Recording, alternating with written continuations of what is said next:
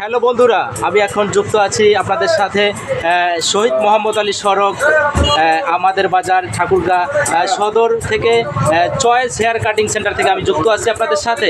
আপনাদেরকে আজকে যে বিষয়টি দেখাচ্ছি সেটি হচ্ছে পুরুষের ঈদ পূর্ববর্তী যে প্রস্তুতি, যে চুল দাড়ি সেভ করা, সেটা নিয়ে পুরুষ কিন্তু মহাব্যস্ত। অন্যদিকে মহিলারা কিন্তু পুরুষের যে উপার্জিত অর্থ সেটা কিন্তু ঘামের বিনিময়ে যে উপার্জন সে টাকা কিন্তু মার্কেটে ঢালার জন্য মহিলা কিন্তু মহাব্যস্ত। সেক্ষেত্রে আজকে যে এখানে দেখতেছেন কাস্টমার কিন্তু তারা মহাব্যস্ত। আমরা এখানে আপনাদের যে হেয়ার কাটিংয়ের যে একজন পার্সন আছে তার সাথে আমরা কথা বলবো। ভাই, আপনার নাম বলে একটু বলেন, আপনাদের কাস্টমারের চাপ কেমন? ভাই আমি রতন শর্মা বলতেছি। চাপ অনেক, আসলে সারাদিনে খুব চাপ, কয়েকদিন থেকে ঘুম মারা, চেহারার অবস্থা দেখলে বুঝতে পারবেন। চাপ, প্রচুর চাপ। জি জি জি ভাই, আপনাদের কাস্টমার যে আসছে যে ঈদের উপলক্ষে কোনো বোনাস কি এরকম কিছু দিচ্ছে?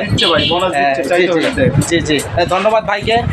এ পর্যায়ে আমরা একটা কাস্টমার রিভিউ নেবো যে ভাই আপনার, আমরা দেখছি গত ভিডিওকে কিছুদিন থেকে একটা ভিডিও ভাইরাল হচ্ছে ঈদ পূর্ববর্তী, যে মহিলারা কিন্তু টাকার অ্যামাউন্ট নিয়ে, যে ভাই মহিলাদেরকে জিজ্ঞেস করা হয়েছিল যে ভাই আপনার বোন আপনার বাজেট কত। এক মহিলা বলতেছে 25,000, কেউ বলতেছে 30,000, কেউ বলতেছে 50,000, এরকমও কিন্তু আছে, নজির আছে।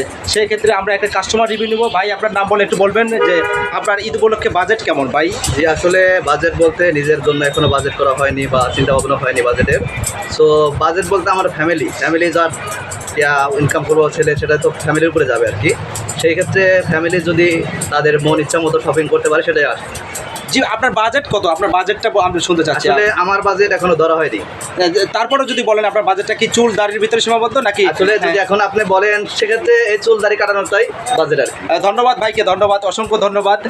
এ পর্যায়ে আমরা চলে যাচ্ছি চয়েস হেয়ার কাটিং সেলুন সেন্টারের ওস্তাদ যেটাকে বলে বা মালিক দাদার সাথে আমরা কথা বলবো। দাদা, আপনি যদি বলেন আপনাদের কাস্টমার চাপ কেমন বা কাজের যে চাপ কেমন আপনি দেখছেন? আসলে আমাদের কাজ মোটামুটি কাজ চলতেছে, আমি ভালোই।